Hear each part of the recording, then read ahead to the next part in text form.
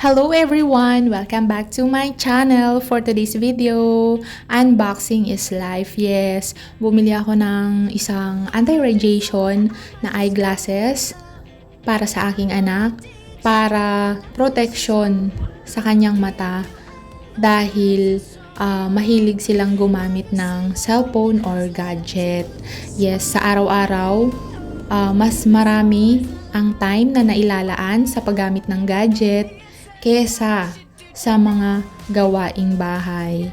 Ganyan talaga ang ibang bata ngayon. So, itong binili ko ay anti-radiation, then photochromic. Pero walang grado kasi nga hindi pa naman malabo ang mata niya, pero sabi niya sa akin gusto na niyang gumamit ng may grado, pero malinaw pa yung mata nito. Assuming lang talaga siya na gusto niya yung may grado, na hindi niya alam mas maganda yung malinaw ang mata.